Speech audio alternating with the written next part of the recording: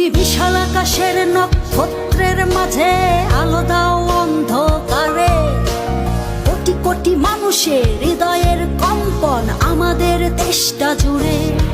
এখনো কৃষক শ্রমিক